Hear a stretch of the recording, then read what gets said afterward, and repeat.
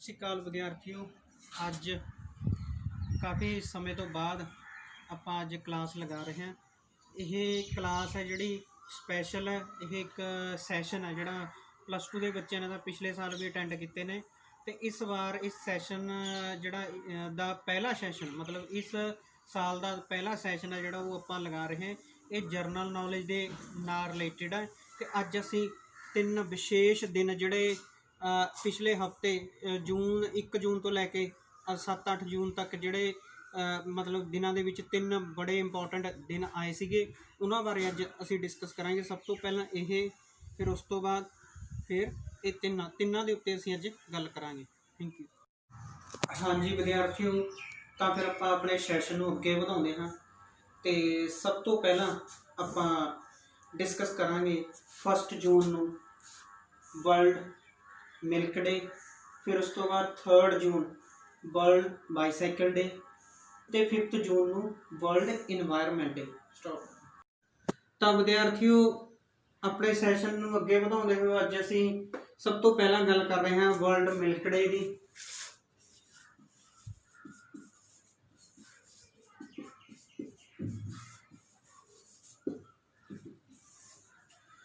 विद्यार्थियों सब तो जी अहम गल यह है कि जोड़ा मिल्क दुध वो एक संपूर्ण भोजन है, एक बैलेंस डाइट है, जिस करके इसनू लेना साडे लई बहुत जरूरी है। कि सानू हर एक बंदे नू, चाहे वो बच्चा है, बच्चे नू सब तो पहला जोड़ा फूड है, सब तो पहला भोजन है जोड़ा जोड़ा है वो दुध ही दिता जाता है।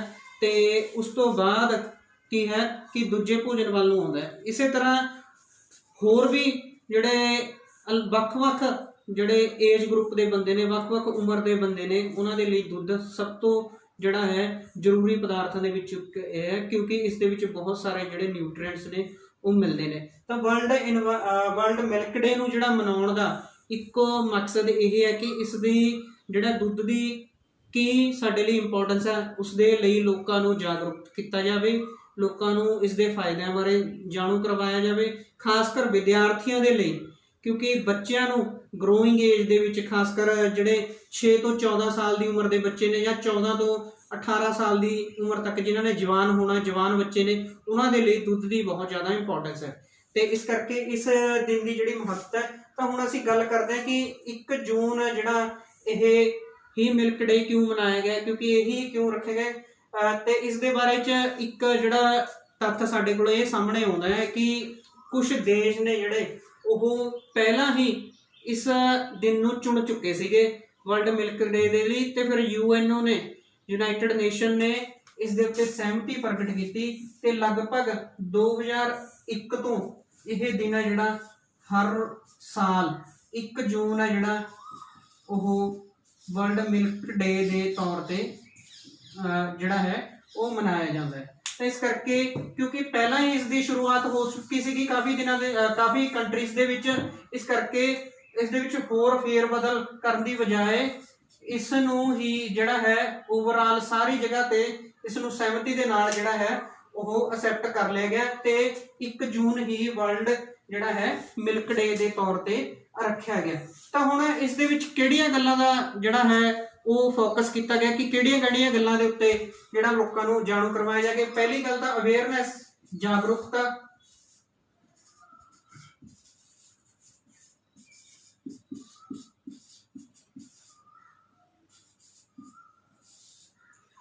ਵੱਧ ਤੋਂ ਵੱਧ ਲੋਕਾਂ ਨੂੰ ਦੁੱਧ ਦੇ ਫਾਇਦਿਆਂ ਬਾਰੇ ਜਾਣੂ ਕਰਵਾਇਆ ਜਾਵੇ, ਤੇ ਦੁੱਧ ਤੋਂ ਬਣਨ ਵਾਲੇ ਪਦਾਰਥ ਉਹਨਾਂ ਦੀ ਵੱਖ-ਵੱਖ ਪਦਾਰਥਾਂ ਦੀ ਅਲੱਗ ਮਹੱਤਤਾ ਹੈ।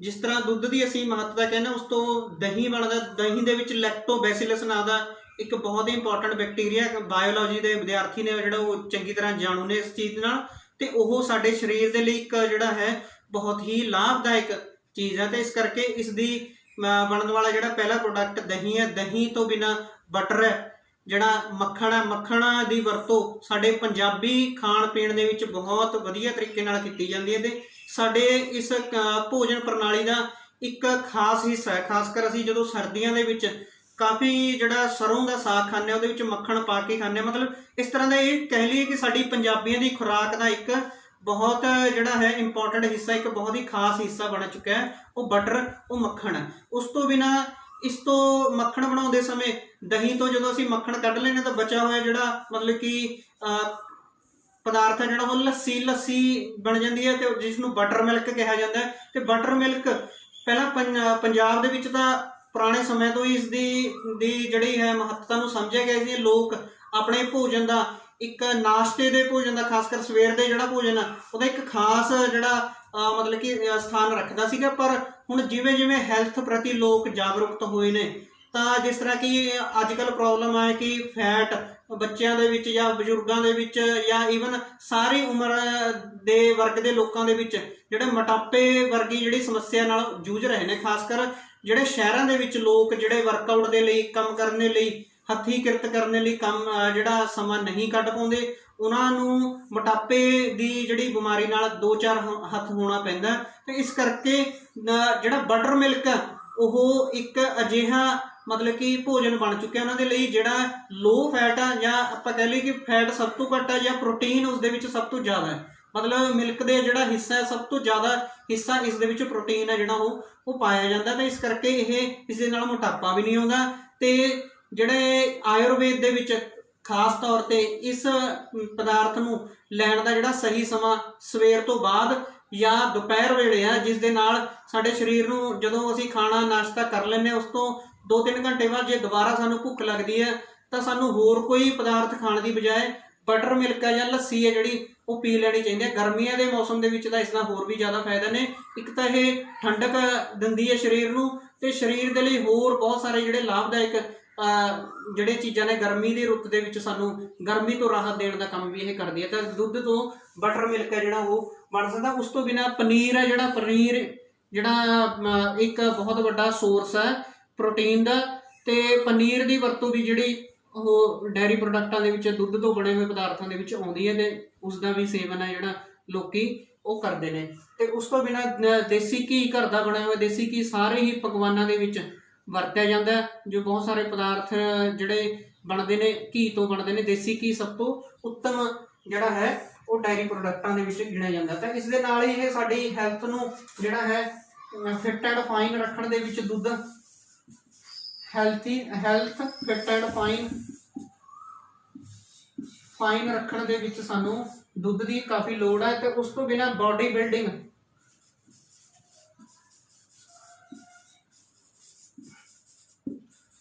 ਬਿਲਡਿੰਗ ਜਿਹੜੇ ਕੰਮ ਨੇ ਉਹਨਾਂ ਦੇ ਵਿੱਚ ਵੀ ਦੁੱਧ ਹੈ ਜਿਹੜਾ ਉਹ ਸਾਡੇ ਲਈ ਕਾਫੀ ਇੰਪੋਰਟੈਂਟ ਹੈ। ਤੇ ਉਸ ਤੋਂ ਬਿਨਾਂ ਜਿਹੜਾ ਹੈ ਜਿਹੜਾ ਹੋਰ ਅਵੇਅਰਨੈਸ, ਹੁਣ ਇਹ ਤਾਂ ਸੀਗੇ ਦੁੱਧ ਦੇ ਫਾਇਦੇ, ਤੇ ਦੁੱਧ ਦੀ ਹੁਣ ਜਿਹੜੀ ਇਹ ਖਪਤ ਹੈ ਜਿਹੜੀ ਉਹਨੂੰ ਪੂਰਾ ਕਿਵੇਂ ਕੀਤਾ ਜਾਵੇਗਾ। ਤਾਂ ਪੂਰਾ ਕਰਨ ਦੇ ਲਈ ਲੋਕਾਂ ਨੂੰ ਵੱਧ ਤੋਂ ਵੱਧ ਡੈਰੀ ਫਾਰਮਿੰਗ ਦੇ ਲਈ ਉਤਸ਼ਾਹਿਤ ਕਰਨਾ, ਇਹ ਵੀ ਇੱਕ ਇਸ ਦਾ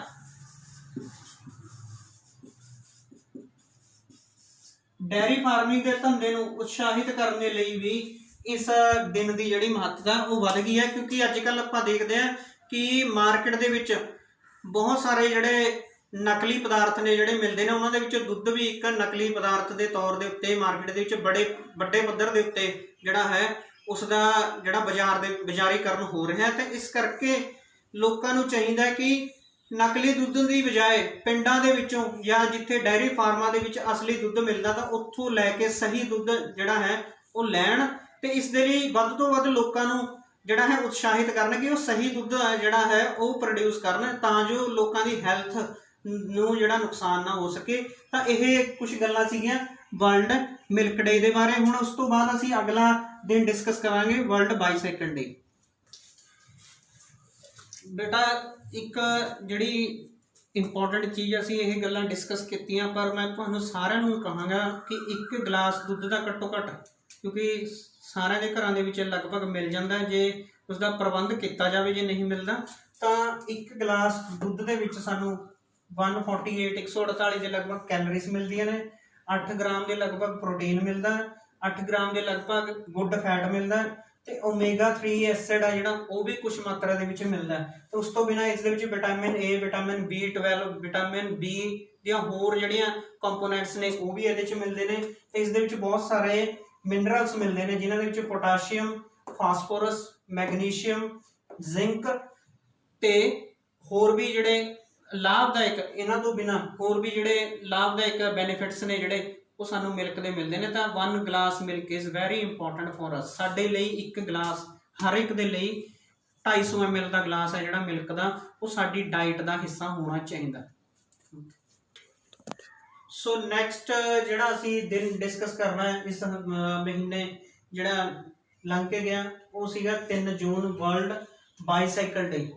ਬਾਈਸਾਈਕਲ ਇੱਕ ਚੀਪੈਸਟ ਮੀਨਸ ਆਫ ਟਰਾਂਸਪੋਰਟੇਸ਼ਨ ਹੈ, ਇੱਕ ਸਭ ਤੋਂ ਸਸਤਾ ਮੀਨਸ ਹੈ ਟਰਾਂਸਪੋਰਟੇਸ਼ਨ ਦਾ। ਜਾਂ ਆਪਾਂ ਕਹਿ ਲਈਏ ਕਿ ਇਹ ਜਿਹੜੇ ਮੌਜੂਦਾ ਸਮੇਂ ਦੇ ਵਿੱਚ 4 ਪਹੀਆ 2 ਪਹੀਆ ਵਾਹਨ ਵਿਕਸਿਤ ਹੋਏ ਨੇ, ਉਹਨਾਂ ਦੇ ਵਿੱਚ ਸਭ ਤੋਂ ਪਹਿਲਾਂ 2 ਪਹੀਆ ਵਾਹਨ ਜਿਹੜਾ ਵਿਕਸਿਤ ਹੋਇਆ ਸੀਗਾ ਉਹ ਸਾਈਕਲ ਸੀਗਾ, ਜਿਹੜਾ ਬਹੁਤ ਪੁਰਾਣੇ ਸਮੇਂ 18th ਜਿਹੜਾ ਸੈਂਚੁਰੀ ਦੇ ਵਿੱਚ ਇਹ ਵਿਕਸਿਤ ਹੋ ਚੁੱਕਿਆ ਸੀਗਾ। ਤੇ ਪਹਿਲਾਂ ਇਸ ਦੀ ਵਰਤੋਂ ਲੋਕ ਲੰਬੀ ਦੂਰੀ ਤੇ ਜਾਣ ਦੇ ਲਈ ਕਰਦੇ ਸੀਗੇ, ਪਰ ਅੱਜ ਕੱਲ ਸਮੇਂ ਦੇ ਵਿੱਚ ਇੰਨਾ ਬਦਲਾਅ ਆ ਗਿਆ ਕਿ ਬਾਈਸਾਈਕਲ ਲੰਬੀ ਦੂਰੀ ਦਾ ਸਾਧਨ ਨਾ ਬਣ ਕੇ ਛੋਟੀ ਦੂਰੀ ਦਾ ਸਾਧਨ ਬਣ ਚੁੱਕਿਆ ਤੇ ਬਹੁਤ ਸਾਰੇ ਲੋਕਾਂ ਨੇ ਤਾਂ ਇਸ ਨੂੰ ਆਪਣੇ ਲਾਈਫ ਸਟਾਈਲ ਦੇ ਵਿੱਚੋਂ ਹੀ ਕੱਢ ਦਿੱਤਾ।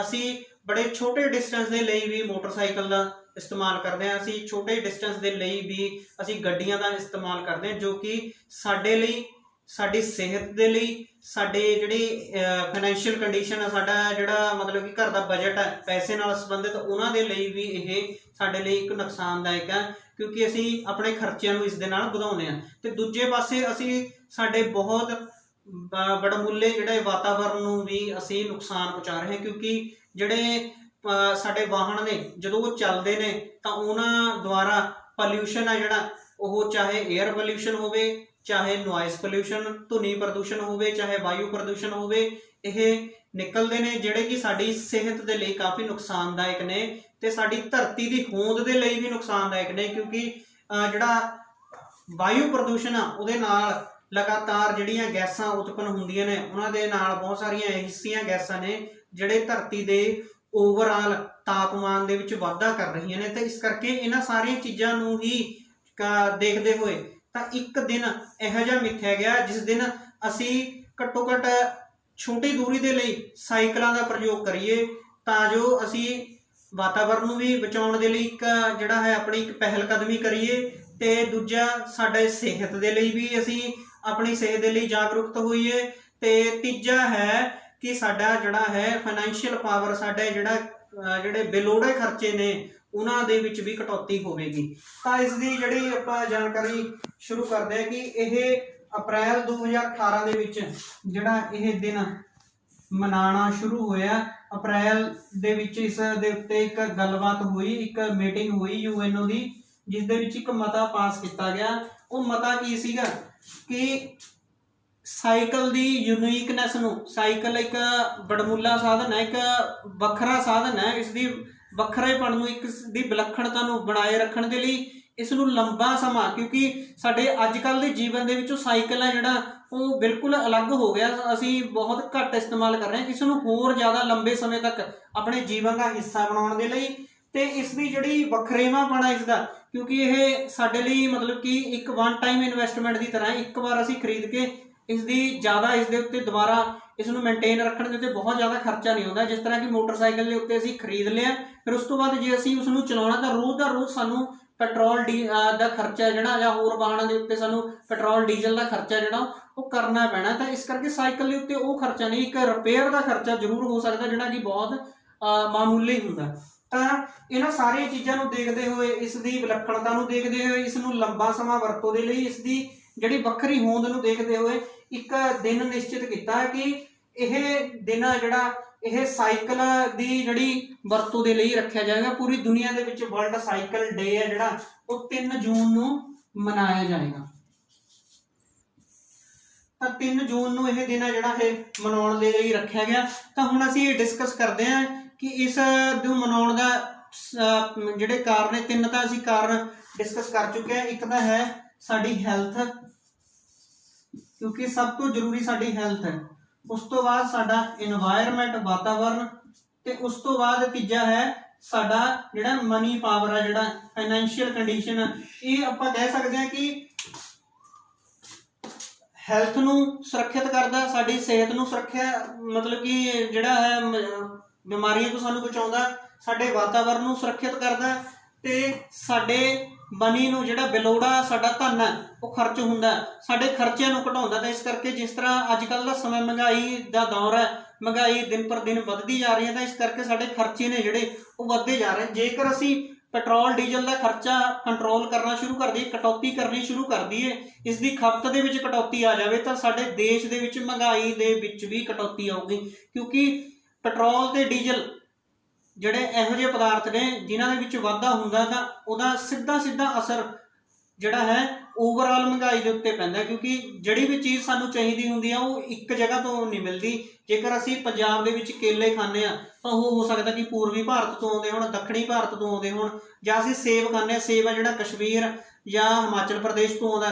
ਤਾਂ ਇਸ ਕਰਕੇ ਕਸ਼ਮੀਰ ਤੋਂ, ਹਿਮਾਚਲ ਪ੍ਰਦੇਸ਼ ਤੋਂ ਜਾਂ ਜਿੱਥੋਂ ਵੀ ਸੇਬ ਮਿਲਦਾ ਉਹਨੂੰ ਪੰਜਾਬ ਤੱਕ ਜਾਂ ਬੰਬੇ ਤੱਕ ਲੈ ਕੇ ਜਾਣ ਦੇ ਲਈ ਟਰਾਂਸਪੋਰਟ ਦੀ ਵਰਤੋਂ ਹੋਊਗੀ। ਜੇਕਰ ਟਰਾਂਸਪੋਰਟ ਜਿਹੜੀ ਹੈ ਉਹ ਡੀਜ਼ਲ ਪੈਟਰੋਲ ਉੱਤੇ ਨਿਰਭਰ ਕਰਦੀ ਹੈ, ਜੇ ਇਹਨਾਂ ਦੇ ਰੇਟਾਂ ਦੇ ਵਿੱਚ ਵਾਧਾ ਹੁੰਦਾ ਤਾਂ ਨਾਲ ਦੀ ਨਾਲ ਸੇਬ ਕੇਲਿਆਂ ਦੇ ਰੇਟ ਨੇ ਜਿਹੜੇ ਉਹ ਵੀ ਵਧਣਗੇ। ਮਤਲਬ ਹਰ ਇੱਕ ਚੀਜ਼ ਜਿਹੜੀ ਟਰਾਂਸਪੋਰਟ ਦੇ ਨਾਲ ਸੰਬੰਧਿਤ ਹੈ ਉਹਦੇ ਵਿੱਚ ਵਾਧਾ ਹੋਊਗਾ ਜੇਕਰ ਅਸੀਂ ਪੈਟਰੋਲ ਤੇ ਡੀਜ਼ਲ ਦੇ ਵਿੱਚ ਵਾਧਾ ਦੇਖਦੇ ਹਾਂ। ਤਾਂ ਇਸ ਕਰਕੇ ਸਾਨੂੰ ਇਹਨਾਂ ਦੇ ਵਿੱਚ ਕਟੌਤੀ ਕਰਨੀ ਚਾਹੀਦੀ ਹੈ। ਜਿੰਨਾ ਕੁ ਅਸੀਂ ਹੋ ਸਕਦਾ ਅਸੀਂ ਉਹ ਕਟੌਤੀ ਕਰੀਏ, ਆਪਣੇ ਨਿੱਜੀ ਪੱਧਰ ਦੇ ਉੱਤੇ ਕਟੌਤੀ ਕਰੀਏ। ਛੋਟੇ ਜਿਹੜੇ ਦੂਰੀਆਂ ਦੇ ਲਈ ਅਸੀਂ, ਜੇਕਰ ਸਾਡਾ ਕੰਮ ਵਾਲੀ ਜਗ੍ਹਾ ਆਫਿਸ ਨੇ ਜਿਹੜੇ ਨੇੜੇ ਨੇ, ਤਾਂ ਅਸੀਂ ਸਾਈਕਲ ਤੇ ਜਾਈਏ। ਆਪਣੇ ਉਸ ਦੇ ਲਈ ਅਸੀਂ ਬਹਾਨਾ ਬਣਾਉਂਦੇ ਕਿ ਸਾਡੇ ਕੋਲ ਟਾਈਮ ਨਹੀਂ ਹੁੰਦਾ, ਤਾਂ ਟਾਈਮ ਦੇ ਲਈ ਸਾਨੂੰ ਆਪਣਾ ਟਾਈਮ ਮੈਨੇਜ ਕਰਨਾ ਚਾਹੀਦਾ। ਜੇਕਰ ਸਾਡੇ ਅੱਧੇ ਘੰਟੇ ਦੀ ਦੂਰੀ ਦੇ ਉੱਤੇ ਸਾਈਕਲ ਦੇ ਉੱਤੇ ਸਾਨੂੰ ਅੱਧਾ ਘੰਟਾ ਲੱਗਦਾ ਸਾਡੇ ਕੰਮ ਵਾਲੀ ਜਗ੍ਹਾ ਤੇ ਜਾਣ ਦੇ ਲਈ, ਤਾਂ ਅਸੀਂ ਸਵੇਰੇ 1 ਘੰਟਾ ਜਲਦੀ ਉੱਠੀਏ ਤਾਂ ਆਪਣੇ ਕੰਮ ਨੂੰ ਜਿਹੜਾ ਉਸ ਤਰੀਕੇ ਦੇ ਨਾਲ ਮੈਨੇਜ ਕਰੀਏ ਤਾਂ ਕਿ ਅਸੀਂ ਅੱਧੇ ਘੰਟੇ ਦੇ ਵਿੱਚ ਉੱਥੇ ਜਾ ਸਕੀਏ ਤੇ ਵਾਪਸ ਅੱਧੇ ਘੰਟੇ ਦੇ ਵਿੱਚ ਜਦੋਂ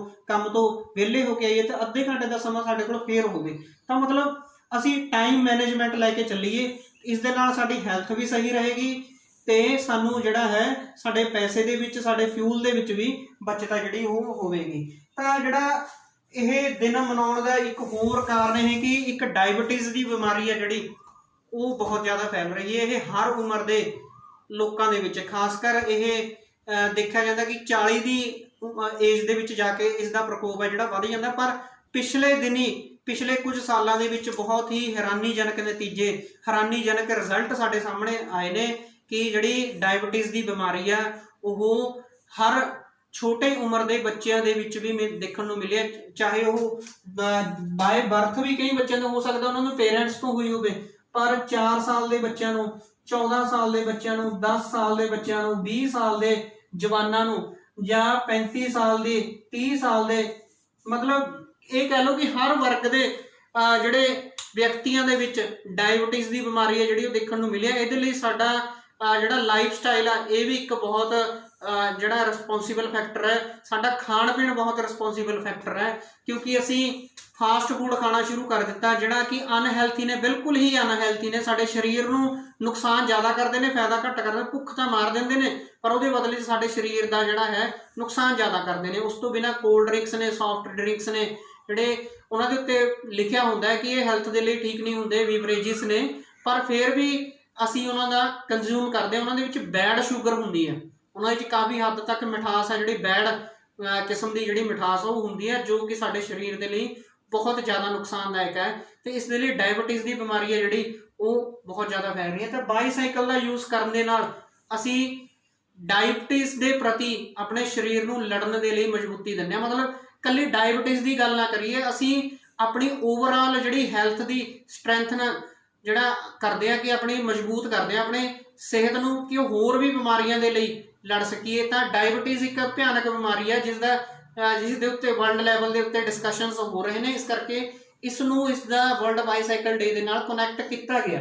ਤਾਂ ਉਸ ਤੋਂ ਬਿਨਾਂ ਬਹੁਤ ਸਾਰੀਆਂ ਬਿਮਾਰੀਆਂ ਦੇ ਲਈ ਲੜਨ ਦੇ ਲਈ ਜਿਹੜਾ ਹੈ ਸਾਨੂੰ ਆਪਣੀ ਹੈਲਥ ਨੂੰ ਫਿੱਟ ਕਰਨਾ ਚਾਹੀਦਾ ਤੇ ਸਾਈਕਲਿੰਗ ਉਸ ਨੂੰ ਫਿੱਟ ਕਰਨ ਦੇ ਵਿੱਚ ਇੱਕ ਬਹੁਤ ਵਧੀਆ ਐਕਸਰਸਾਈਜ਼ ਹੈ। ਹੁਣ ਐਕਸਰਸਾਈਜ਼ ਦੇ ਤੌਰ ਦੇ ਉੱਤੇ ਜੇ ਆਪਾਂ ਸਾਈਕਲਿੰਗ ਨੂੰ ਦੇਖੀਏ ਤਾਂ ਸਾਈਕਲਿੰਗ ਕਾਰਡੀਓਵੈਸਕੂਲਰ ਐਕਸਰਸਾਈਜ਼ ਹੈ। ਕਾਰਡੀਓਵੈਸਕੂਲਰ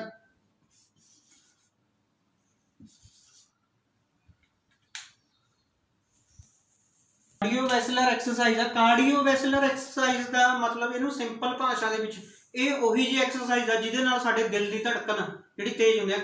ਕਾਰਡੀਓਲੋਜਿਸਟ ਹੁੰਦੇ ਨੇ ਜਿਹੜੇ ਦਿਲ ਦੇ ਡਾਕਟਰ ਹੁੰਦੇ ਨੇ, ਹਾਰਟ ਬੀਟ ਆ ਜਿਹੜੀ ਸਾਡੀ ਤੇਜ਼ ਹੁੰਦੀ ਹੈ। ਮਤਲਬ ਦਿਲ ਦੇ ਨਾਲ ਸੰਬੰਧਿਤ ਹੈ। ਦਿਲ ਦੀਆਂ ਬਿਮਾਰੀਆਂ ਦੇ ਲਈ ਰੱਖਿਆ ਕਰਨ ਦੇ ਲਈ ਜਦੋਂ ਅਸੀਂ ਤੇਜ਼ ਸਾਈਕਲ ਚਲਾਉਂਦੇ ਆ ਤਾਂ ਸਾਡੇ ਦਿਲ ਦੀ ਧੜਕਣ ਤੇਜ਼ ਹੁੰਦੀ ਹੈ। ਜਿੰਨਾ ਦਿਲ ਦੀ ਧੜਕਣ ਤੇਜ਼ ਹੋਊਗੀ ਮਤਲਬ ਹਾਰਟ ਦੀ ਪੰਪਿੰਗ ਉਨੀ ਜਲਦੀ ਜਿਹੜਾ ਹਾਰਟ ਦੀ ਐਕਸਰਸਾਈਜ਼ ਆ ਉਹ ਹੋਊਗੀ, ਹਾਰਟ ਆ ਜਿਹੜਾ ਉਹ ਸਹੀ ਹੋਊਗਾ, ਸਹੀ ਤਰੀਕੇ ਦੇ ਨਾਲ ਪੰਪ ਕਰੂਗਾ। ਤਾਂ ਇਸ ਤਰੀਕੇ ਦੇ ਨਾਲ ਇਹ ਹਾਰਟ ਦੇ ਲਈ, ਹਾਰਟ ਡਿਜ਼ੀਜ਼ਸ ਤੋਂ ਰੋਕਥਾਮ ਕਰਨ ਦੇ ਲਈ ਇੱਕ ਬਹੁਤ ਵਧੀਆ ਐਕਸਰਸਾਈਜ਼ ਹੈ। ਦੂਜਾ ਮਸਕੂਲਰ ਹੈ, ਜਿਹੜਾ ਬਾਡੀ ਦਾ ਹੇਠਲਾ ਪਾਰਟ ਹੈ ਲੈਗ ਤੋਂ ਲੈ ਕੇ ਇੱਥੋਂ ਤੱਕ ਜਿਹੜਾ ਇਹ ਅਸੀਂ ਸਾਈਕਲਿੰਗ ਕਰਦੇ ਆ ਤਾਂ ਸਾਡਾ ਜਿਹੜਾ ਬਾਡੀ ਦਾ ਹੇਠਲੇ ਮਸਲਸ ਨੇ ਉਹਨਾਂ ਦੇ ਵਿੱਚ ਜਿਹੜੀ ਹੈ ਕੰਟੀਨਿਊਸ ਮੂਵਮੈਂਟ ਹੁੰਦੀ ਹੈ, ਜਿਸ ਦੇ ਨਾਲ ਸਾਡੇ ਮਸਲਸ ਨੇ ਜਿਹੜੇ ਬਾਟਮ ਮਸਲਸ ਨੇ, ਲੈਗ ਮਸਲਸ ਨੇ ਉਹ ਸਟਰੋਂਗ ਹੁੰਦੇ ਨੇ। ਤਾਂ ਇਸ ਕਰਕੇ ਮਸਕੂਲਰ ਐਕਸਰਸਾਈਜ਼ ਵੀ ਇਸ ਨੂੰ ਕਿਹਾ ਜਾ ਸਕਦਾ ਹੈ। ਇਸ ਦੇ ਨਾਲ ਸਾਡੇ ਸਰੀਰ ਦੇ ਵਿੱਚ ਫਲੈਕਸੀਬਿਲਿਟੀ ਪੈਦਾ ਹੁੰਦੀ ਹੈ।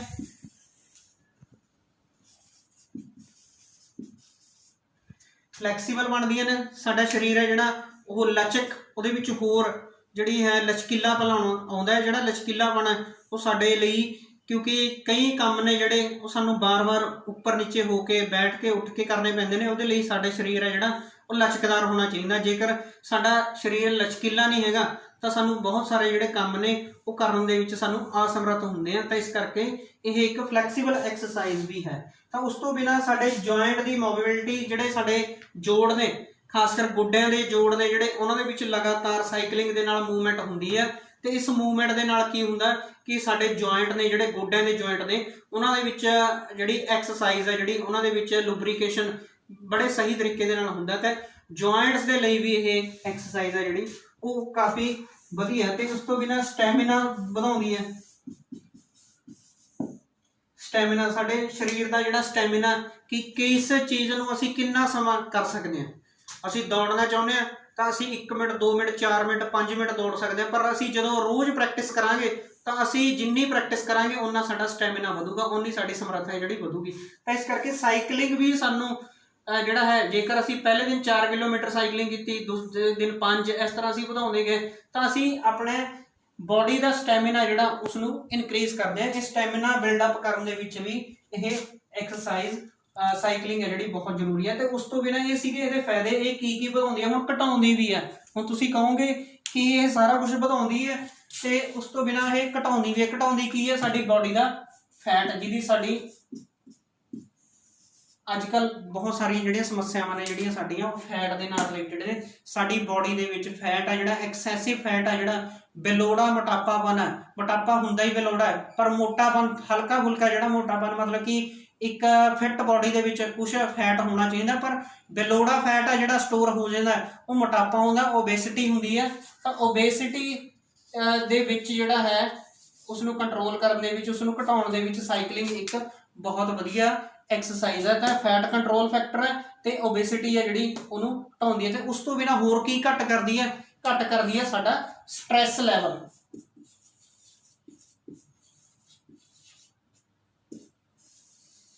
ਅਸੀਂ ਦੇਖਦੇ ਹਾਂ ਕਿ ਤਣਾਅ ਬੱਚਿਆਂ ਦੇ ਵਿੱਚ, ਬਜ਼ੁਰਗਾਂ ਦੇ ਵਿੱਚ, ਜਾਂ ਵੱਡੀ ਉਮਰ ਦੇ ਲੋਕਾਂ ਦੇ ਵਿੱਚ ਆਪਾਂ ਹੋ ਸਕਦਾ ਕਿ ਉਹਨਾਂ ਨੂੰ ਘਰ ਦੀਆਂ ਜਿਹੜੀਆਂ ਮਜਬੂਰੀਆਂ, ਘਰ ਦੀਆਂ ਟੈਨਸ਼ਨਾਂ ਹੁੰਦੀਆਂ ਨੇ, ਉਹਨਾਂ ਦੇ ਨਾਲ ਸਟ੍ਰੈਸ ਹੋ ਸਕਦਾ। ਪਰ ਬੱਚਿਆਂ ਲਈ ਕੀ ਸਟ੍ਰੈਸ ਹੈ? ਬੱਚਿਆਂ ਨੂੰ ਪੜ੍ਹਾਈ ਦਾ ਸਟ੍ਰੈਸ ਕਹਿ ਦਿੰਦੇ ਨੇ, ਬੱਚਿਆਂ ਨੂੰ ਹੋਰ ਕਈ ਤਰ੍ਹਾਂ ਦੇ ਸਟ੍ਰੈਸ।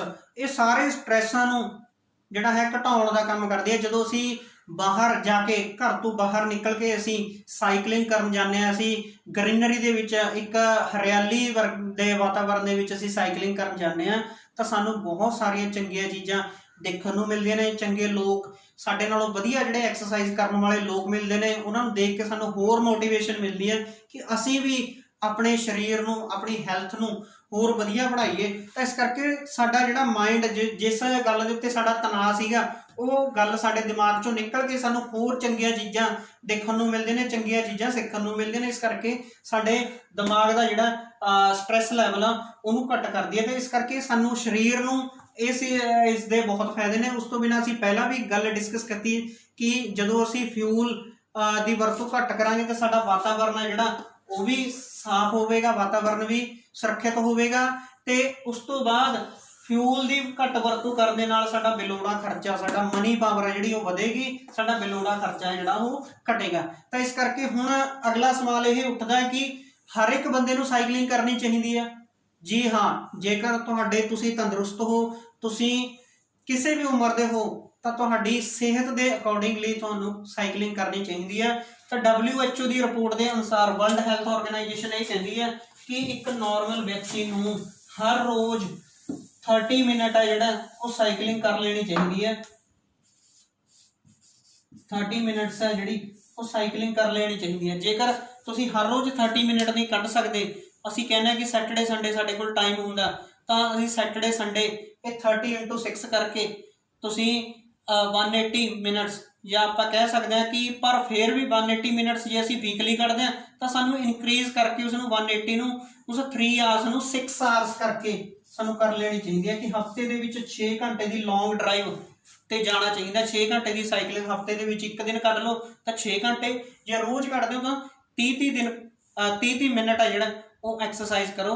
ਤਾਂ ਇੱਕ ਹੋਰ ਬਹੁਤ ਜਿਹੜਾ ਵਧੀਆ ਡਾਟਾ ਸਾਡੇ ਸਾਹਮਣੇ ਆਉਂਦਾ ਕਿ ਡੈਨਮਾਰਕ ਦੇ ਵਿੱਚ 40% ਲੋਕ ਨੇ, ਜਾਂ ਇਸ ਤੋਂ 40% ਜਾਂ ਉਸ ਤੋਂ ਵੱਧ ਲੋਕ ਨੇ ਜਿਹੜੇ ਉਹ ਆਪਣੇ ਆਫਿਸ ਜਾਣ ਦੇ ਲਈ ਸਾਈਕਲ ਦਾ ਇਸਤੇਮਾਲ ਕਰਦੇ ਨੇ। ਤੇ ਸਾਈਕਲ ਚਲਾਉਣ ਦੇ ਲਈ ਉਹਨਾਂ ਦੇਸ਼ਾਂ ਦੇ ਵਿੱਚ ਜਿੱਥੇ ਸਾਈਕਲਿੰਗ ਨੂੰ ਪ੍ਰਮੋਟ ਕੀਤਾ ਜਾਂਦਾ, ਉਹਨਾਂ ਦੇਸ਼ਾਂ ਦੇ ਵਿੱਚ ਸਾਈਕਲਿੰਗ ਲਈ ਅਲੱਗ ਸੜਕਾਂ, ਅਲੱਗ ਟਰੈਕ, ਸੜਕ ਦਾ ਇੱਕ ਹਿੱਸਾ ਸਾਈਕਲਿੰਗ ਦੇ ਲਈ ਬਣਿਆ ਹੁੰਦਾ। ਤਾਂ ਸਾਡੇ ਦੇਸ਼ ਦੇ ਵਿੱਚ ਵੀ ਚੰਡੀਗੜ੍ਹ ਦੇ ਵਿੱਚ ਹਰ ਇੱਕ ਸੈਕਟਰ ਦੇ ਵਿੱਚ ਇੱਕ ਛੋਟੀ ਸੜਕ ਹੈ ਜਿਹੜੀ ਸਾਈਕਲਿੰਗ ਦੇ ਲਈ ਬਣੀ ਹੋਈ ਹੈ। ਤਾਂ ਸਾਈਕਲਿੰਗ ਦੇ ਲਈ ਅਲੱਗ ਤੋਂ ਜਿਹੜੀ ਪ੍ਰੋਵੀਜ਼ਨ ਰੱਖੀ ਹੋਈ ਹੈ। ਜੇਕਰ ਤੁਹਾਡੇ ਸ਼ਹਿਰ ਦੇ ਵਿੱਚ ਵੀ ਇਸ ਤਰ੍ਹਾਂ ਦਾ ਸਾਈਕਲਿੰਗ ਦੀ ਕੋਈ ਪ੍ਰੋਵੀਜ਼ਨ ਹੈ ਤਾਂ ਤੁਸੀਂ ਉਸ ਜਗ੍ਹਾ ਦੇ ਉੱਤੇ ਜਾਓ, ਸਾਈਕਲਿੰਗ ਕਰੋ, ਤੇ ਤੁਸੀਂ ਆਪ ਹੀ ਮਹਿਸੂਸ ਕਰੋਗੇ ਕਿ ਤੁਹਾਨੂੰ ਕਿੰਨੇ ਤਰ੍ਹਾਂ ਦੀ ਖੁਸ਼ੀ, ਕਿੰਨੇ ਤਰ੍ਹਾਂ ਦੇ ਜਿਹੜਾ ਹੈਲਥ ਬੈਨੀਫਿਟਸ ਨੇ ਜਿਹੜੇ ਉਹ ਮਿਲੇ ਨੇ। ਤਾਂ ਇਸ ਕਰਕੇ ਸਾਈਕਲਿੰਗ ਬਹੁਤ ਜ਼ਰੂਰੀ ਹੈ, ਸਾਈਕਲਿੰਗ ਕਰਨੀ ਚਾਹੀਦੀ ਹੈ। 30 ਮਿੰਟ ਸਾਈਕਲਿੰਗ। ਜੇਕਰ ਤੁਸੀਂ ਸਕੂਲ ਜਾਂਦੇ ਹੋ ਤਾਂ ਸਕੂਲ ਸਮੇਂ ਸਾਈਕਲ ਦਾ ਜਿਹੜਾ ਪ੍ਰਯੋਗ ਕਰੋ। ਜੇਕਰ ਤੁਹਾਡਾ ਸਕੂਲ ਹੈ ਜਿਹੜਾ 5, 6, 7 ਕਿਲੋਮੀਟਰ, ਈਵਨ ਮੈਂ ਆਪਣੇ ਸਕੂਲ ਟਾਈਮ ਦੇ ਵਿੱਚ ਮੇਰੇ ਘਰ ਤੋਂ 12 ਕਿਲੋਮੀਟਰ ਇੱਕ ਸਾਈਡ ਸਕੂਲ ਸੀਗਾ, ਤਾਂ 12 ਕਿਲੋਮੀਟਰ ਮੈਂ ਸਾਈਕਲਿੰਗ ਕਰਦਾ ਸੀਗਾ ਸਵੇਰੇ ਤੇ 12 ਕਿਲੋਮੀਟਰ ਸ਼ਾਮ ਨੂੰ, ਮਤਲਬ 25 ਕਿਲੋਮੀਟਰ ਦੇ ਲਗਭਗ, 24-25 ਕਿਲੋਮੀਟਰ ਦੇ ਲਗਭਗ ਅਸੀਂ ਹੋਰ ਵੀ ਜਿਹੜੇ ਮਾੜੇ ਮੋਟੇ ਕੰਮ ਹੁੰਦੇ ਸੀਗੇ ਪੜ੍ਹਾਈ ਨਾਲ ਸੰਬੰਧਿਤ, ਕੋਈ ਸਮਾਨ ਖਰੀਦਣਾ, ਕੁਝ ਵੀ ਬਾਜ਼ਾਰ ਤੋਂ ਸਾਈਕਲ ਤੇ ਹੀ ਕਰਦੇ ਸੀਗੇ। ਤਾਂ ਲਗਭਗ 24-25 ਕਿਲੋਮੀਟਰ ਜਾਂ ਉਸ ਤੋਂ ਵੱਧ ਅਸੀਂ ਸਾਈਕਲਿੰਗ ਸਕੂਲ ਟਾਈਮ ਦੌਰਾਨ ਕਰਦੇ ਸੀਗੇ। 3-4 ਸਾਲ ਅਸੀਂ ਮਤਲਬ 8th 9th ਤੋਂ ਲੈ ਕੇ +2 ਤੱਕ ਅਸੀਂ ਸਾਈਕਲ ਦਾ ਇਸਤੇਮਾਲ ਕਰਦੇ ਸੀਗੇ ਆਪਣੇ ਸਕੂਲ ਜਾਣ ਦੇ ਲਈ। ਤਾਂ ਉਸ ਸਮੇਂ ਮਤਲਬ ਕਿ ਸਾਨੂੰ ਕਿ ਖਰਚਾ ਵੀ ਘੱਟ ਸੀਗਾ ਸਾਡਾ, ਤੇ ਸਾਨੂੰ ਸਿਹਤ ਪੱਖੋਂ ਜਿਹੜੀਆਂ ਸਮੱਸਿਆਵਾਂ ਉਹ ਘੱਟ ਸੀਗੇ। ਤਾਂ ਇਸ ਕਰਕੇ ਸਾਨੂੰ ਸਾਈਕਲਿੰਗ ਹੈ ਜਿਹੜੀ, ਖਾਸ ਕਰ ਵਿਦਿਆਰਥੀਆਂ ਨੂੰ ਸਾਈਕਲਿੰਗ ਜ਼ਰੂਰ ਕਰਨੀ ਚਾਹੀਦੀ ਹੈ। ਤੇ ਇਹ ਸੀਗਾ ਵਰਲਡ ਸਾਈਕਲ ਡੇ ਦੇ ਉੱਤੇ। ਹਾਂਜੀ ਵਿਦਿਆਰਥੀਓ, ਇਹ ਸੀਗਾ ਵਰਲਡ ਬਾਈਸਾਈਕਲ ਡੇ। ਤੇ ਹੁਣ ਉਸ ਤੋਂ ਬਾਅਦ ਸਾਡਾ ਤੀਜਾ ਇੰਪੋਰਟੈਂਟ ਦਿਨ ਹੈ, ਬਹੁਤ ਇੰਪੋਰਟੈਂਟ ਦਿਨ ਹੈ। ਤੁਹਾਨੂੰ ਸਾਰਿਆਂ ਨੂੰ ਪਤਾ, ਪਹਿਲਾਂ ਸਕੂਲਾਂ ਦੇ ਵਿੱਚ ਇਹ ਮਨਾਇਆ ਜਾਂਦਾ ਸੀਗਾ, ਵੱਖ-ਵੱਖ ਤਰ੍ਹਾਂ ਦੇ ਕੰਪੀਟੀਸ਼ਨਸ ਇਸ ਦੇ ਉੱਤੇ ਹੁੰਦੇ ਸੀਗੇ। ਪਰ ਇਸ ਸਾਲ ਕਰੋਨਾ ਸੰਕਟ ਹੋਣ ਕਾਰਨ ਸਕੂਲ ਬੰਦ ਨੇ, ਤੇ ਇਸ ਕਰਕੇ ਇਹ ਦਿਨ ਉਨੇ ਵਧੀਆ ਲੈਵਲ ਦਾ, ਉਨੇ ਮਤਲਬ ਕਿ ਜਿਹੜਾ ਹੈ ਜਿਸ ਤਰ੍ਹਾਂ ਇਹ ਮਨਾਇਆ ਜਾਂਦਾ ਉਸ ਤਰੀਕੇ ਦੇ ਨਾਲ ਨਹੀਂ ਮਨਾਇਆ ਜਾ ਰਿਹਾ। ਤਾਂ ਅਸੀਂ ਅੱਜ ਗੱਲ ਕਰਦੇ ਹਾਂ ਹੁਣ ਸਾਡਾ ਤੀਜਾ ਜਿਹੜਾ ਇੰਪੋਰਟੈਂਟ ਦਿਨ ਜੂਨ ਦੇ ਮਹੀਨੇ ਦੇ ਵਿੱਚ ਮਨਾਇਆ ਗਿਆ, ਉਹ ਹੈ ਵਰਲਡ এনवायरमेंट ਡੇ, ਵਿਸ਼ਵ ਵਾਤਾਵਰਣ ਦਿਵਸ। ਤੇ ਇਸ ਵਿਸ਼ਵ ਵਾਤਾਵਰਣ ਦਿਵਸ ਦੀ ਹਿਸਟਰੀ ਕੀ ਹੈ, ਕਦੋਂ ਤੋਂ ਸ਼ੁਰੂ ਹੋਇਆ? ਇਹ 1974 ਦੇ ਤੋਂ ਜਿਹੜਾ ਹੈ ਉਹ ਲਗਾਤਾਰ ਮਨਾਇਆ ਜਾ ਰਿਹਾ ਹੈ। 1974 ਦੇ ਵਿੱਚ ਸ਼ੁਰੂ ਹੋਇਆ ਕਿਉਂਕਿ ਉਸ ਸਮੇਂ ਸਾਡੇ ਜਿਹੜੀ ਦੁਨੀਆ ਭਰ ਦੇ ਵਿੱਚ ਇਹ ਆਵਾਜ਼ ਉੱਠੀ ਕਿ ਵਾਤਾਵਰਣ ਦੀਆਂ ਸਮੱਸਿਆਵਾਂ ਨੇ ਜਿਹੜੀਆਂ ਉਹ ਵੱਧ ਰਹੀਆਂ ਨੇ, ਇਹਨਾਂ ਨੂੰ ਜਿਹੜਾ ਹੈ ਕੰਟਰੋਲ ਕੀਤਾ ਜਾਵੇ, ਇਹਨਾਂ ਦੇ ਲਈ ਉਪਰਾਲੇ ਕੀਤੇ ਜਾਣ। ਤਾਂ ਇਹਨਾਂ ਉਪਰਾਲਿਆਂ ਦੇ ਵਿੱਚੋਂ ਇੱਕ ਉਪਰਾਲਾ ਵਰਲਡ এনवायरमेंट ਡੇ ਨੂੰ ਮਨਾਉਣ ਦਾ।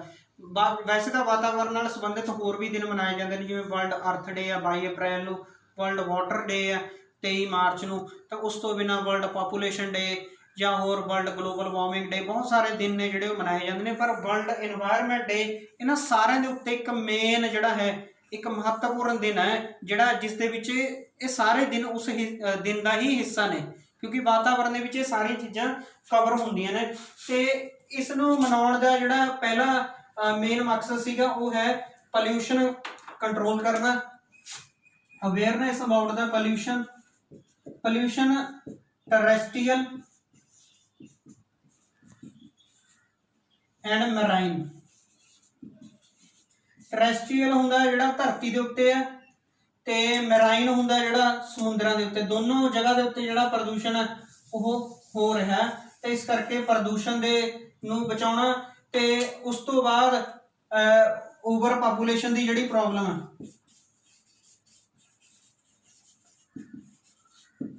ਓਵਰ ਪਾਪੂਲੇਸ਼ਨ, ਕਿਉਂਕਿ ਸਾਰੀਆਂ ਜਿਹੜੀਆਂ ਵਾਤਾਵਰਨ ਦੀਆਂ ਸਮੱਸਿਆਵਾਂ ਨੇ ਉਹਨਾਂ ਦੇ ਪਿੱਛੇ ਜੇ ਸਭ ਤੋਂ ਵੱਡਾ ਕਾਰਨ ਹੈ ਤਾਂ ਸਾਡੀ ਜਨਸੰਖਿਆ ਦੇ ਵਿੱਚ ਵਾਧਾ ਹੈ।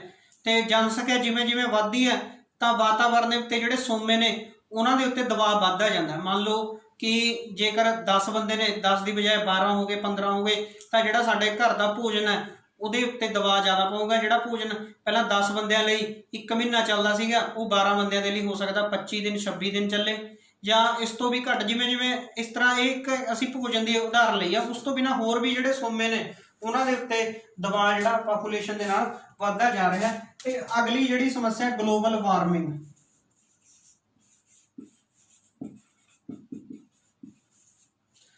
ਇਸ ਨੂੰ ਅਸੀਂ ਸਿੰਪਲ ਸ਼ਬਦਾਂ ਵਿੱਚ ਇਹ ਕਹਿੰਦੇ ਆ ਗਲੋਬਲ ਧਰਤੀ ਵਾਰਮਿੰਗ ਦਾ ਨਿੱਘਾ ਕਰ, ਮਤਲਬ ਧਰਤੀ ਦੇ ਉੱਤੇ ਸਰਵ ਵਿਆਪੀ ਨਿੱਘਾ ਕਰਨ, ਵੀ ਧਰਤੀ ਹੈ ਜਿਹੜੀ ਉਹ ਨਿੱਘਾਪਣ ਆਉਂਦਾ ਜਾ ਰਿਹਾ, ਧਰਤੀ ਦੇ ਵਿੱਚ ਗਰਮੈਸ਼ ਹੈ ਜਿਹੜੀ ਉਹ ਵੱਧਦੀ ਜਾ ਰਹੀ ਹੈ। ਤਾਂ ਉਸਦਾ ਇੱਕ ਕਾਰਨ ਪੋਲਿਊਸ਼ਨ ਹੈ, ਕਿਉਂਕਿ ਜਿਵੇਂ ਜਿਵੇਂ ਪ੍ਰਦੂਸ਼ਣ ਵੱਧ ਰਿਹਾ, ਪ੍ਰਦੂਸ਼ਣ ਦੇ ਵਧਣ ਦੇ ਨਾਲ ਅਸੀਂ ਪਹਿਲਾਂ ਵੀ ਡਿਸਕਸ ਕੀਤਾ ਸੀਗਾ ਕਿ ਬਹੁਤ ਸਾਰੀਆਂ ਗੈਸਾਂ ਉਤਪੰਨ ਹੁੰਦੀਆਂ ਨੇ। ਗੈਸਾਂ ਉਤਪੰਨ ਹੋਣ ਦੇ ਨਾਲ ਜਿਹੜਾ ਹੈ ਸਾਡਾ ਜਿਹੜਾ ਹੈ ਵਾਤਾਵਰਨ ਹੈ ਜਿਹੜਾ ਉਹ ਨਿੱਘਾ ਹੋ ਰਿਹਾ, ਸਾਡੀ ਧਰਤੀ ਹੈ ਉਹਦੇ ਉੱਤੇ ਤਾਪਮਾਨ ਦੇ ਵਿੱਚ ਵਾਧਾ ਹੋ ਰਿਹਾ। ਤਾਂ ਇਹ ਇੱਕ ਇਕੱਲਾ ਤਾਪਮਾਨ ਦੇ ਵਿੱਚ ਵਾਧਾ ਹੋਣਾ ਇੱਕ ਛੋਟੀ ਸਮੱਸਿਆ ਨਹੀਂ, ਇਸ ਦੇ ਨਾਲ ਬਹੁਤ ਸਾਰੀਆਂ ਸਮੱਸਿਆਵਾਂ ਜਿਹੜੀਆਂ ਸਾਡੀ ਬੁੱਕਲ ਦੇ ਵਿੱਚ ਆਉਣ ਨੂੰ ਤਿਆਰ ਨੇ। ਜਿਨ੍ਹਾਂ ਦੇ ਵਿੱਚੋਂ ਇੱਕ ਸਮੱਸਿਆ ਇਹ ਹੈ ਕਿ ਜਿਹੜੇ ਸਮੁੰਦਰੀ ਤਲ ਦੇ ਵਿੱਚ ਵਾਧਾ, ਜਿਹੜੇ ਸਮੁੰਦਰਾਂ ਦੇ ਕਿਨਾਰੇ ਦੇ ਉੱਤੇ ਲੋਕ ਵਸੇ ਹੋਏ ਨੇ ਉਹਨਾਂ ਦੇ ਕਿਨਾਰਿਆਂ ਦੇ ਵੱਲ ਨੂੰ ਸਮੁੰਦਰ ਹੋਰ ਵੱਧ ਰਿਹਾ, ਮਤਲਬ ਸਮੁੰਦਰ ਹੈ ਜਿਹੜਾ ਲਗਾਤਾਰ ਧਰਤੀ ਦੇ ਹਿੱਸਿਆਂ ਵੱਲ ਨੂੰ ਆ ਰਿਹਾ, ਜਿਸ ਕਰਕੇ ਸਮੁੰਦਰਾਂ ਦੇ ਪਾਣੀ ਦੇ ਵਿੱਚ ਵਾਧਾ ਹੋਊਗਾ।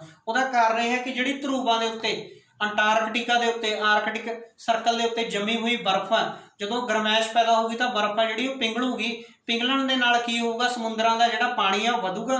ਪਾਣੀ ਵਧਣ ਦੇ ਨਾਲ ਜਿਹੜੀ ਕਿਨਾਰਿਆਂ ਦੇ ਉੱਤੇ ਜਨਸੰਖਿਆ, ਸਮੁੰਦਰੀ ਕਿਨਾਰਿਆਂ ਦੇ ਉੱਤੇ ਜਨਸੰਖਿਆ ਜਿਹੜੀ ਰਹਿੰਦੀ ਹੈ, ਕਿਨਾਰੇ ਨੇ ਜਿਹੜੇ ਹੋਰ ਜ਼ਿਆਦਾ ਅੱਗੇ ਤੱਕ ਆਉਣਗੇ, ਮਤਲਬ ਧਰਤੀ ਦੇ ਮੁੱਖ ਹਿੱਸੇ ਤੱਕ ਆਉਣਗੇ। ਤਾਂ ਉਹਨਾਂ ਦੇ ਵਿੱਚ ਇੱਕ ਸਮੱਸਿਆ, ਸਾਡਾ ਦੇਸ਼ ਹੈ ਜਿਹੜਾ ਉਸ ਦੇ ਵਿੱਚ ਬੰਬੇ ਇੱਕ ਸ਼ਹਿਰ ਹੈ ਜਿਹੜਾ ਸਮੁੰਦਰ ਦੇ ਵਿੱਚ ਵਸਿਆ ਹੋਇਆ, ਸਮੁੰਦਰ ਦੇ ਨਾਲ ਵਸਿਆ ਹੋਇਆ, ਤਾਂ ਉੱਥੇ ਬਹੁਤ ਵੱਡੀ ਸਮੱਸਿਆ ਆ ਸਕਦੀ ਹੈ ਕਿਉਂਕਿ ਪਹਿਲਾਂ ਹੀ ਉੱਥੇ ਜਿਹੜਾ ਜਨਸੰਖਿਆ ਦਾ ਵਾਧਾ ਬਹੁਤ ਜ਼ਿਆਦਾ ਹੈ।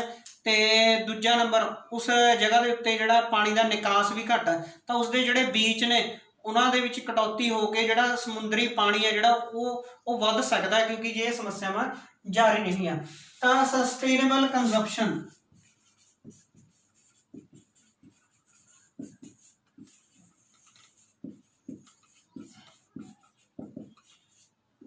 ਸਭ ਤੋਂ ਪਹਿਲਾਂ ਕੰਜ਼ੰਪਸ਼ਨ ਦਾ ਮਤਲਬ ਸਮਝੋ। ਕੰਜ਼ੰਪਸ਼ਨ ਹੁੰਦਾ ਕਿਸੇ ਚੀਜ਼ ਦੀ ਖਪਤ ਕਰਨਾ। ਅਸੀਂ ਰੋਟੀਆਂ ਨੇ, ਸਾਡੇ ਕੋਲ 2 ਰੋਟੀਆਂ ਨੇ, ਅਸੀਂ 2 ਰੋਟੀਆਂ ਖਾਧੀਆਂ, ਇਹ ਕੀ ਹੋਗੀ, ਕੰਜ਼ੰਪਸ਼ਨ। ਰੋਟੀ ਦੀ ਕੰਜ਼ਿਊਮ ਕਰ ਲਿਆ ਅਸੀਂ, ਉਸਦੀ ਖਪਤ ਕਰ ਲਈ। ਤਾਂ ਹੁਣ ਇੱਥੇ ਸਸਟੇਨੇਬਲ ਸ਼ਬਦ ਹੈ ਜਿਹੜਾ, ਇਸ ਨੂੰ ਵੱਖ ਰੱਖ ਕੇ ਅਸੀਂ ਕੰਜ਼ੰਪਸ਼ਨ ਕਰਦੇ ਹਾਂ, ਕੱਲਾ ਕੰਜ਼ੰਪਸ਼ਨ ਸ਼ਬਦ ਨੂੰ ਰੱਖਦੇ ਹਾਂ। ਕੰਜ਼ੰਪਸ਼ਨ ਦਾ ਮਤਲਬ ਹੈ ਜਿਹੜਾ ਵਾਤਾਵਰਨ ਦੇ ਵਿੱਚ ਜਾਂ ਸਾਡੇ ਰਿਸੋਰਸ ਨੇ, ਜਿਹੜੇ ਸਾਡੇ ਕੋਲ ਸੋਮੇ ਨੇ, ਉਹਨਾਂ ਦਾ ਕੰਜ਼ੰਪਸ਼ਨ। ਸਾਨੂੰ ਲੱਕੜ ਦੀ ਜ਼ਰੂਰਤ ਹੈ, ਅਸੀਂ ਫਟਾਫਟ ਜਿਹੜੇ ਜੰਗਲ ਨੇ ਉਹ ਕੱਟਣੇ ਸ਼ੁਰੂ ਕਰ ਦਿੱਤੇ, ਤਾਂ ਅਸੀਂ ਕੰਜ਼ਿਊਮ ਕਰ ਲਏ ਆਪਣੇ ਜੰਗਲ, ਤੇ ਹੁਣ ਸਾਡੇ ਕੋਲ ਜੰਗਲਾਂ ਦੀ ਜਿਹੜੀ ਘਾਟ ਪੈਦਾ ਹੋ ਰਹੀ ਹੈ। ਉਸੇ ਤਰ੍ਹਾਂ ਧਰਤੀ ਹੇਠਲਾ ਪਾਣੀ ਹੈ, ਚਾਹੇ ਉਹ ਅਸੀਂ ਪੀਣ ਦੇ ਲਈ, ਚਾਹੇ ਫੈਕਟਰੀਆਂ ਦੇ ਲਈ, ਚਾਹੇ ਅਸੀਂ ਹੋਰ ਕੰਮਾਂ ਦੇ ਲਈ, ਚਾਹੇ ਐਗਰੀਕਲਚਰ ਦੇ ਲਈ, ਚਾਹੇ ਝੋਨਾ ਉਗਾਉਣ ਦੇ ਲਈ, ਅਸੀਂ ਦਿਨ ਪ੍ਰਤੀ ਦਿਨ ਉਹਨੂੰ ਕੱਢਦੇ ਜਾ ਰਹੇ ਹਾਂ, ਜਿਸ ਦੇ ਨਾਲ ਸਾਡਾ ਹੇਠਲਾ ਪਾਣੀ ਹੈ ਜਿਹੜਾ ਉਹਦੇ ਉੱਤੇ ਇੱਕ ਸੰਕਟ ਆ ਰਿਹਾ ਹੈ। ਹੁਣ ਜਿਹੜਾ ਅੱਗੇ ਵਰਲਡ ਇਨਵਾਇਰਨਮੈਂਟ ਡੇ ਦੇ ਵਿੱਚ ਇਹ ਅਗਲੀ ਜਿਹੜੀ ਗੱਲ ਹੋਣੀ ਹੈ, ਅਗਲੇ ਸਾਲਾਂ ਦੇ ਵਿੱਚ ਇਹ ਗੱਲ ਸਭ ਤੋਂ ਵੱਧ ਚੜ ਕੇ ਹੋਣੀ ਹੈ ਕਿ ਧਰਤੀ ਹੇਠਲਾ ਪਾਣੀ ਹੈ ਜਿਹੜਾ ਉਹ ਮੁੱਕਦਾ ਜਾ ਰਿਹਾ। ਸਾਡੇ ਦੇਸ਼ ਦੇ ਵਿੱਚ ਵੀ ਇਹ ਸੰਕਟ ਆ ਚੁੱਕਿਆ। ਚੇਨਈ ਵਰਗੇ ਸ਼ਹਿਰ ਦੇ ਵਿੱਚ ਪਿਛਲੇ ਸਾਲ ਗਰਮੀ ਦੇ ਸੀਜ਼ਨ ਦੇ ਵਿੱਚ ਪੀਣ ਦੇ ਪਾਣੀ ਦੀ ਬਹੁਤ ਵੱਡੀ ਸਮੱਸਿਆ, ਬਹੁਤ ਜ਼ਿਆਦਾ ਕਿੱਲਤ ਸਾਹਮਣੇ ਆਈ ਸੀਗੀ। ਉਸ ਤੋਂ ਪਿਛਲੇ ਸਾਲ 2016 ਦੇ ਵਿੱਚ ਮਹਾਰਾਸ਼ਟਰ ਦੇ ਵਿੱਚ ਪਾਣੀ ਦੀ ਕਿੱਲਤ ਆਈ ਸੀਗੀ, ਤੇ ਬਹੁਤ ਸਾਰੀਆਂ ਸਮੱਸਿਆਵਾਂ ਜਿਹੜੀਆਂ ਪੀਣ ਦੇ ਪਾਣੀ ਦੀ ਸਮੱਸਿਆਵਾਂ ਨੇ ਜਿਹੜੀਆਂ ਉਹ ਸਾਡੇ ਸਾਹਮਣੇ ਆਈਆਂ ਖੜੀਆਂ ਹੋਈਆਂ ਨੇ, ਕਿਉਂਕਿ ਅਸੀਂ ਬਿਲੋੜਾ ਜਿਹੜਾ ਹੈ ਉਹ ਆਪਣੇ ਸੋਮੇ ਦੀ ਵਰਤੋਂ ਕਰ ਰਹੇ ਹਾਂ। ਸਸਟੇਨੇਬਲ ਸ਼ਬਦ ਦਾ ਮਤਲਬ ਹੈ ਕਿ ਇੱਕ ਸਾਰਤਾ ਦੇ ਨਾਲ, ਇੱਕ ਇਸ ਸੁਚੱਜ ਢੰਗ ਦੇ ਨਾਲ ਸੋਮੇ ਦੀ ਵਰਤੋਂ ਕਰਨਾ ਕਿ ਅਸੀਂ ਆਪਣੀ ਵਰਤੋਂ ਵੀ ਕਰ ਸਕੀਏ ਤੇ ਸਾਡੇ ਕੋਲ ਸੋਮੇ ਵੀ ਬਚਾਏ ਜਾ ਸਕਣ। ਹੁਣ ਇੱਕ ਮੈਂ ਵੈਨਸ ਡਾਇਗਰਾਮ ਦੀ ਮਦਦ ਦੇ ਨਾਲ ਅਸੀਂ ਤੁਹਾਨੂੰ ਇਹ ਗੱਲ ਕਲੀਅਰ ਕਰਵਾਉਂਗਾ ਕਿ ਇਹ ਸਾਡਾ ਵਾਤਾਵਰਨ ਹੈ, ਇਹ ਸਾਡੀ ਉન્નਤੀ ਹੈ, ਡਿਵੈਲਪਮੈਂਟ ਹੈ। ਅਸੀਂ ਅਕਸਰ ਕਹਿੰਦੇ ਹਾਂ ਕਿ ਜੇ ਸਾਨੂੰ ਡਿਵੈਲਪਮੈਂਟ ਕਰਨੀ ਹੈ, ਡਿਵੈਲਪਮੈਂਟ ਮੰਨ ਲਓ ਸਾਨੂੰ ਇੱਕ ਫੈਕਟਰੀ ਲਗਾਉਣੀ ਹੈ ਤਾਂ ਫੈਕਟਰੀ ਦੇ ਲਈ ਸਾਨੂੰ ਜ਼ਮੀਨ ਹੈ ਜਿਹੜੀ ਉਹਦੀ ਜ਼ਰੂਰਤ ਪਊਗੀ। ਤਾਂ ਹੁਣ ਜ਼ਮੀਨ ਹੈ ਜਿਹੜੀ ਉਹ ਖੇਤੀਯੋਗ ਹੋ ਸਕਦੀ ਹੈ, ਜੰਗਲਾਂ ਵਾਲੀ ਹੋ ਸਕਦੀ ਹੈ। ਸਾਨੂੰ ਜ਼ਮੀਨ ਦੇ ਜਿਹੜੇ ਮੁੱਢਲੇ ਕੰਮ ਨੇ ਉਹਨਾਂ ਨੂੰ ਦਰਕਿਨਾਰ ਕਰਕੇ ਉਹਦੀ ਜਗ੍ਹਾ ਦੇ ਉੱਤੇ ਸਾਨੂੰ ਫੈਕਟਰੀ ਲਗਾਉਣ ਦੀ ਜ਼ਰੂਰਤ ਪੈ ਰਹੀ, ਸਾਨੂੰ ਡਿਵੈਲਪਮੈਂਟ ਕਰਨ ਦੀ ਲੋੜ ਪੈ ਰਹੀ ਹੈ, ਕਿਉਂਕਿ ਡਿਵੈਲਪਮੈਂਟ ਸਾਡਾ ਇੱਕ ਮੇਨ ਜਿਹੜਾ ਅਜੋਕੇ ਸਮੇਂ ਦੇ ਵਿੱਚ ਮਕਸਦ ਹੈ ਕਿ ਲੋਕਾਂ ਦੇ ਲਈ ਰੁਜ਼ਗਾਰ ਪੈਦਾ ਕਰਨਾ, ਸਾਡੀਆਂ ਲੋੜਾਂ ਨੂੰ ਪੂਰੀਆਂ ਕਰਨ ਦੇ ਲਈ ਉਹ ਚੀਜ਼ਾਂ ਬਣਾਉਣੀਆਂ। ਡਿਵੈਲਪਮੈਂਟ ਦੇ ਇਹਦੇ ਅਸੀਂ ਕਹਿ ਸਕਦੇ ਹਾਂ ਕਿ ਸਾਨੂੰ ਉਹੀ ਜਿਹੀ ਫੈਕਟਰੀ ਲਗਾਉਣੀ ਹੈ ਜਿਹੜੀ 1000 ਬੰਦਿਆਂ ਨੂੰ ਰੁਜ਼ਗਾਰ ਵੀ ਦੇ ਰਹੀ ਹੈ ਤੇ ਉਹਦੇ ਨਾਲ ਜੋ ਉੱਥੇ ਚੀਜ਼ ਬਣ ਰਹੀ ਹੈ, ਮੰਨ ਲਓ ਕਿ ਕੱਪੜੇ ਦੀ ਫੈਕਟਰੀ ਲੱਗ ਰਹੀ ਹੈ, ਕੱਪੜਾ ਸਾਡੇ ਰੋਜ਼ ਪਹਿਨਣ ਦੇ ਲਈ ਕੰਮ ਆਉਂਦਾ, ਤਾਂ ਇਸ ਕਰਕੇ ਸਾਨੂੰ ਸਾਡੀਆਂ ਲੋੜਾਂ ਨੂੰ ਪੂਰਾ ਕਰਨ ਦੇ ਲਈ ਇਹ ਫੈਕਟਰੀ ਲਗਾਉਣੀ ਜ਼ਰੂਰੀ ਹੈ। ਪਰ ਦੂਜੇ ਪਾਸੇ ਇਹ ਹੈ ਕਿ ਵਾਤਾਵਰਨ ਹੈ ਜਿਹੜਾ ਉਹ ਵੀ ਨਸ਼ਟ ਹੋ ਰਿਹਾ ਹੈ। ਤਾਂ ਫਿਰ ਅਸੀਂ ਜਦੋਂ ਅਸੀਂ ਫੈਕਟਰੀ ਲਗਾਉਂਦੇ ਹਾਂ ਵਾਤਾਵਰਨ ਨੂੰ ਨਸ਼ਟ ਕਰਦੇ ਹਾਂ, ਇਹੀ ਵਾਤਾਵਰਨ ਹੈ, ਇਹੀ ਫੈਕਟਰੀ ਮਤਲਬ ਵਾਤਾਵਰਨ ਨੂੰ ਵੀ ਨੁਕਸਾਨ ਹੈ। ਫੈਕਟਰੀ ਤਾਂ ਅਸੀਂ ਲਗਾ ਲਈ, ਅਸੀਂ ਲਾਭ ਤਾਂ ਅਸੀਂ ਪੈਦਾ ਕਰ ਰਹੇ ਹਾਂ। ਇੱਕ ਇਹਦੀ ਮਿਲਦੀ ਜੁਲਦੀ ਉਦਾਹਰਨ ਅਸੀਂ ਕਾਨਪੁਰ ਸ਼ਹਿਰ ਦੀ ਲੈਂਦੇ ਹਾਂ। ਕਾਨਪੁਰ ਸ਼ਹਿਰ ਦੇ ਵਿੱਚ ਬਹੁਤ ਸਾਰੇ ਕਾਰਖਾਨੇ ਨੇ, ਚਮੜੇ ਦੇ ਕਾਰਖਾਨੇ ਨੇ, ਬਰੂਦ ਦੇ ਕਾਰਖਾਨੇ ਨੇ, ਜਿਨ੍ਹਾਂ ਦਾ ਗੰਦਾ ਪਾਣੀ ਗੰਗਾ ਨਦੀ ਦੇ ਵਿੱਚ ਸੁੱਟਿਆ ਜਾਂਦਾ। ਤਾਂ ਗੰਗਾ ਨਦੀ ਦੇ ਵਿੱਚ ਜਿਹੜੇ ਬਹੁਤ ਸਾਰੇ ਜਿਹੜੇ ਇੰਪਿਉਰਿਟੀਜ਼ ਨੇ, ਜਿਹੜੀਆਂ ਅਸ਼ੁੱਧੀਆਂ ਨੇ ਉਹ ਫੈਲ ਰਹੀਆਂ ਨੇ, ਜਿਸ ਕਾਰਨ ਜਿਹੜਾ ਉਸਦੀ ਪੀਣ ਵਾਲੇ ਪਾਣੀ ਵਜੋਂ ਵਰਤੋਂ ਕਰਨ ਦੇ ਲਈ ਜਾਂ ਜਿਹੜੇ ਲਾਭਦਾਇਕ ਜਾਂ ਖੇਤੀ ਲਈ ਪਾਣੀ ਦੀ ਵਰਤੋਂ ਕਰਨ ਦੇ ਲਈ ਸਾਨੂੰ ਬਹੁਤ ਸਾਰੇ ਜਿਹੜੇ ਨੁਕਸਾਨਦਾਇਕ ਚੀਜ਼ਾਂ ਨੇ ਜਿਹੜੀਆਂ ਉਹ ਪਾਣੀ ਦੇ ਵਿੱਚ ਮਿਕਸ ਹੋ ਕੇ ਮਿਲ ਰਹੀਆਂ ਨੇ। ਤਾਂ ਇਸ ਕਰਕੇ ਅਸੀਂ ਫੈਕਟਰੀ ਦੀ ਆੜ ਦੇ ਵਿੱਚ ਅਸੀਂ ਪਾਣੀ ਨੂੰ ਗੰਧਲਾ ਕਰ ਰਹੇ ਹਾਂ, ਪਾਣੀ ਨੂੰ ਖਰਾਬ ਕਰ ਰਹੇ ਹਾਂ। ਤਾਂ ਸਾਨੂੰ ਹੁਣ ਸਸਟੇਨੇਬਲ ਡਿਵੈਲਪਮੈਂਟ, ਸਸਟੇਨੇਬਲ ਕੰਜ਼ੰਪਸ਼ਨ, ਇਹ ਇੱਕ ਅਜਿਹਾ ਸਾਨੂੰ ਵਿੱਚ ਵਾਲਾ ਰਸਤਾ ਪੈਦਾ ਕਰਦਾ ਜਿਹਦੇ ਨਾਲ ਸਾਡਾ ਵਾਤਾਵਰਨ ਤੇ ਸਾਡੀ ਡਿਵੈਲਪਮੈਂਟ ਦੋਨੋਂ ਹੋ ਸਕਣ। ਅਸੀਂ ਡਿਵੈਲਪਮੈਂਟ ਵੀ ਕਰ ਰਹੇ ਹਾਂ ਤੇ ਸਾਡਾ ਵਾਤਾਵਰਨ ਵੀ ਸਹੀ ਰਹੇ। ਉਹ ਕਿਵੇਂ?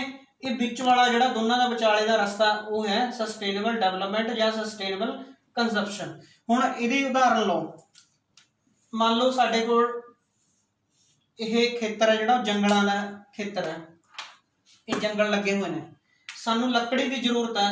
ਅਸੀਂ ਇੱਕਦਮ ਲੱਕੜੀ ਕੱਟਣ ਦੀ ਬਜਾਏ ਇਸ ਨੂੰ 10 ਹਿੱਸਿਆਂ ਦੇ ਵਿੱਚ ਕਰ ਲਈਏ, ਜਾਂ ਇੱਥੇ ਜਿਹੜੇ ਅਸੀਂ ਦਰਖਤ ਲਗਾਏ ਨੇ ਉਹ 10 ਸਾਲ ਦੇ ਵਿੱਚ ਤਿਆਰ ਹੁੰਦੇ ਨੇ। ਮੰਨ ਲਓ ਇਹ ਉਦਾਹਰਨ ਹੈ ਕਿ ਇਹ ਜੰਗਲ ਹੈ ਜਿਹੜਾ, ਇਸ ਦੇ ਵਿੱਚ ਜਿਹੜੇ ਦਰਖਤ ਲੱਗੇ ਹੋਏ ਨੇ, ਜੇਕਰ ਅਸੀਂ ਅੱਜ ਦਰਖਤ ਲਗਾਉਂਦੇ ਹਾਂ ਤਾਂ 10 ਸਾਲ ਨੂੰ ਉਹ ਵਰਤੋਂ ਦੇ ਲਈ ਤਿਆਰ ਨੇ।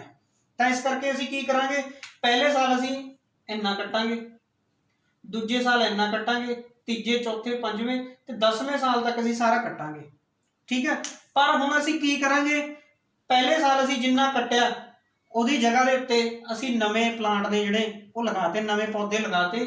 ਦੂਜੇ ਸਾਲ ਅਗਲਾ ਹਿੱਸਾ ਕੱਟਿਆ, ਇੱਥੇ ਪਲਾਂਟ ਗਰੋ ਕਰਨੇ ਸ਼ੁਰੂ ਹੋ ਗਏ, ਤੇ ਦੂਜੇ ਸਾਲ ਜਿੰਨਾ ਕੱਟਿਆ ਉਹਦੇ ਨਾਲ ਦੀ ਨਾਲ ਅਸੀਂ ਪਲਾਂਟੇਸ਼ਨ ਕਰਨੀ ਸ਼ੁਰੂ ਕਰ ਦਿੱਤੀ। ਤਾਂ ਇਸ ਕਰਦੇ ਕਰਦੇ ਜਦੋਂ 10 ਸਾਲ ਹੋ ਗਏ ਤਾਂ ਅਸੀਂ ਸਾਰੇ ਦਾ ਸਾਰਾ ਕੱਟ ਲਿਆ।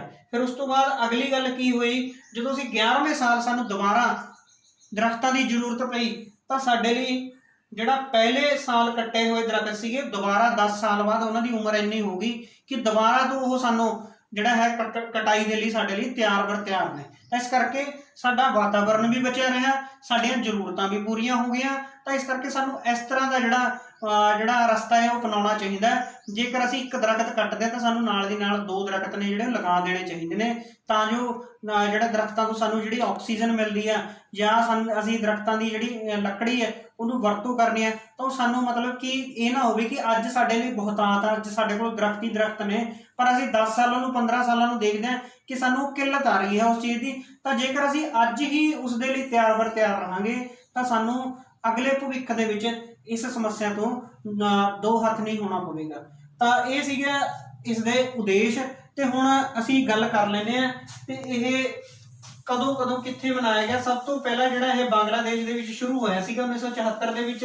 ਫਿਰ ਉਸ ਤੋਂ ਬਾਅਦ ਕਾਫੀ ਜਿਹੜਾ ਇਹ ਮਤਲਬ ਕਿ ਜਿੰਨਾ ਸਾਲ ਇਸ ਨੂੰ ਮਨਾਉਂਦੇ ਨੂੰ ਹੋ ਗਏ, ਉਹਦੇ ਵਿੱਚੋਂ ਬਹੁਤ ਜ਼ਿਆਦਾ ਵਾਰ ਤਾਂ ਇਹ ਬੰਗਲਾਦੇਸ਼ ਦੇ ਵਿੱਚ ਹੀ ਮਨਾਇਆ ਗਿਆ। ਤੇ ਪਹਿਲੀ ਵਾਰ ਸਾਡੇ ਦੇਸ਼ ਦੇ ਵਿੱਚ 2011 ਦੇ ਵਿੱਚ ਮਨਾਇਆ ਗਿਆ।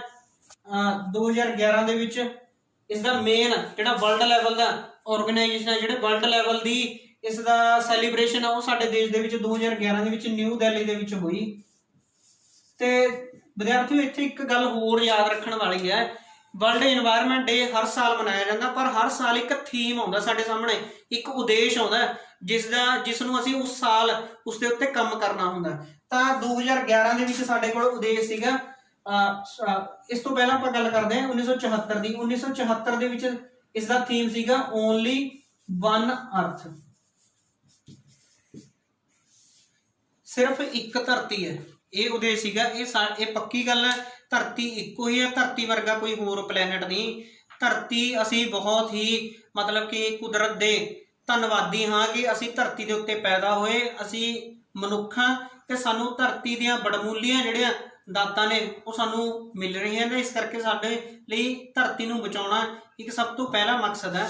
ਤਾਂ ਪਹਿਲੇ ਸਾਲ ਦਾ 1974 ਦਾ ਥੀਮ ਸੀਗਾ ਓਨਲੀ ਵਨ ਅਰਥ। ਇਹ ਤਿੰਨ ਸ਼ਬਦ ਬਹੁਤ ਗੱਲਾਂ ਬੋਲ ਦਿੰਦੇ ਨੇ। ਇੱਕ ਸਮੁੰਦਰ ਹੈ ਜਿਹਦੇ ਵਿੱਚ ਬਹੁਤ ਸਾਰੀਆਂ ਗੱਲਾਂ ਸਮਾਈਆਂ ਹੋਈਆਂ ਨੇ, ਧਰਤੀ ਕੇਵਲ ਇੱਕ ਹੀ ਹੈ, ਤਾਂ ਇਸ ਨੂੰ ਬਚਾਉਣਾ ਸਾਡਾ ਉਦੇਸ਼ ਹੈ।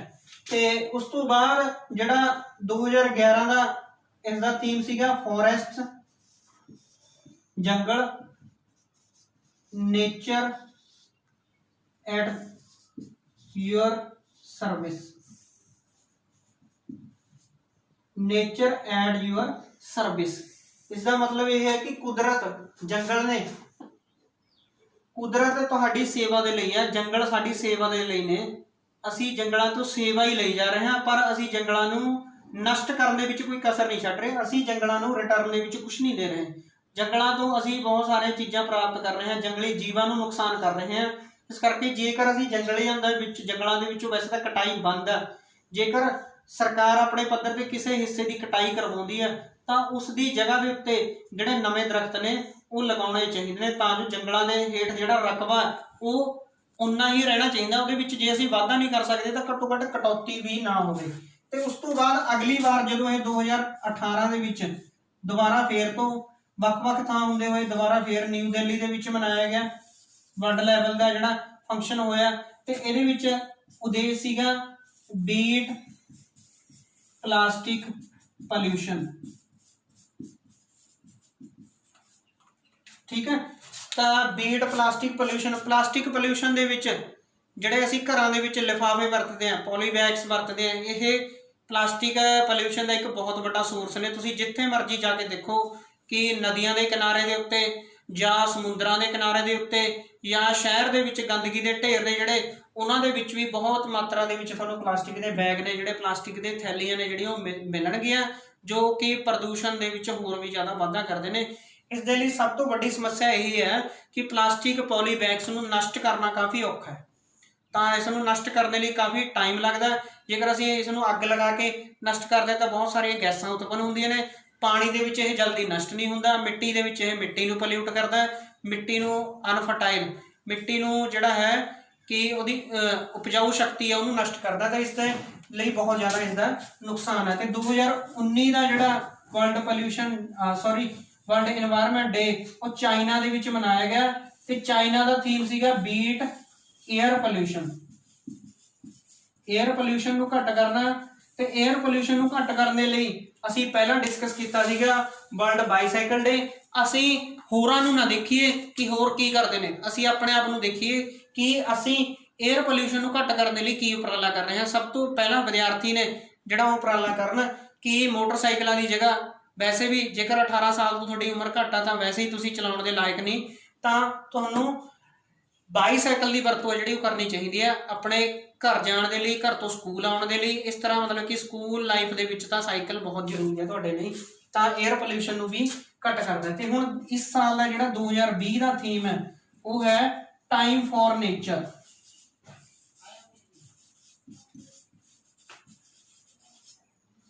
ਪਾਉਸ ਕਰਕੇ ਜਿਹੜਾ ਇਸ ਸਾਲ ਦਾ ਥੀਮ ਹੈ ਉਹ ਹੈ ਟਾਈਮ ਫॉर ਨੇਚਰ, ਕੁਦਰਤ ਦੇ ਲਈ ਸਮਾਂ। ਇਸ ਸਾਲ ਦਾ ਲੋਕਡਾਊਨ ਲੱਗਿਆ ਹੋਇਆ, ਅਸੀਂ ਸਾਡੇ ਕੋਲ ਹੋਰ ਚੀਜ਼ਾਂ ਦੇ ਲਈ ਸਮਾਂ ਨਹੀਂ, ਅਸੀਂ ਕੁਦਰਤ ਦੇ ਲਈ ਸਮਾਂ ਤਾਂ ਜ਼ਰੂਰ ਕੱਢੀਏ। ਤੁਸੀਂ ਆਪਣੇ ਆਸ-ਪਾਸ ਦੇਖੋ ਕਿ ਕੁਦਰਤ ਦੇ ਵਿੱਚ ਕਿੰਨੇ ਜਿਹੜਾ ਸਾਫ ਸੁਥਰਾ ਬਣਾਇਆ। ਜੇਕਰ ਤੁਸੀਂ 31 ਮਾਰਚ ਦੇ ਆਸ-ਪਾਸ ਮਤਲਬ ਉਹ ਹਫਤਾ, ਮਾਰਚ ਦਾ ਲਾਸਟ ਹਫਤਾ ਜਾਂ ਅਪ੍ਰੈਲ ਦਾ ਪਹਿਲਾ ਹਫਤਾ ਦੇਖੋ ਤਾਂ ਉਹਨਾਂ ਦਿਨਾਂ ਦੇ ਵਿੱਚ ਤੁਹਾਨੂੰ ਆਪਣੇ ਆਪ ਹੀ ਜਿਹੜਾ ਕੁਦਰਤ ਦੇ ਵਿੱਚ ਬਦਲਾਵ ਹੋਇਆ ਉਹ ਦਿਖਾਈ ਦਿੱਤਾ ਸੀਗਾ। ਤੁਸੀਂ ਅਖਬਾਰਾਂ ਦੇ ਵਿੱਚ ਵੀ ਪੜ੍ਹਿਆ ਹੋਣਾ ਜਾਂ ਮੇਰੀ ਮੇਰੀ ਟਿਕਟੋਕ ਤੇ ਵੀ ਤੁਸੀਂ ਦੇਖਿਆ ਹੋਣਾ ਕਿ ਪਹਾੜ ਦਿਖਾਈ ਦੇਣੇ ਸ਼ੁਰੂ ਹੋ ਗਏ ਸੀਗੇ। ਤੇ ਜਲੰਧਰ ਦੇ ਵਿੱਚ 200 ਕਿਲੋਮੀਟਰ 250 ਕਿਲੋਮੀਟਰ ਦੂਰ ਧੌਲਾਧਾਰ ਦੀਆਂ ਪਹਾੜੀਆਂ ਜਿਨ੍ਹਾਂ ਦੇ ਉੱਤੇ ਬਰਫ਼ ਪਈ ਦਿਖਾਈ ਦੇ ਰਹੀ ਸੀਗੀ। ਇਹ ਕਿਵੇਂ ਹੋਇਆ? ਕਿਉਂਕਿ ਜਿਹੜਾ ਲੋਕਡਾਊਨ ਦੇ ਕਾਰਨ ਜਿਹੜਾ 에ਅਰ ਪੋਲਿਊਸ਼ਨ ਜਾਂ ਹੋਰ ਜਿੰਨਾ ਵੀ ਪੋਲਿਊਸ਼ਨ ਸੀਗਾ, ਫੈਕਟਰੀਆਂ ਸਭ ਬੰਦ ਸੀਗੀਆਂ, ਵਾਹੀਕਲ ਸਾਡੇ ਬੰਦ ਸੀਗੇ, ਤਾਂ ਉਹਦੇ ਨਾਲ ਪੋਲਿਊਸ਼ਨ ਲੈਵਲ ਘਟਿਆ ਤੇ ਟਰਾਂਸਪੇਰੈਂਸੀ ਹੈ ਜਿਹੜੀ ਉਹ ਵਧੀ। ਤਾਂ ਇਸ ਦੇ ਨਾਲ ਸਾਨੂੰ ਕੁਦਰਤ ਦਾ ਨਜ਼ਾਰਾ ਜਿਹੜਾ ਦੇਖਣ ਨੂੰ ਮਿਲਿਆ।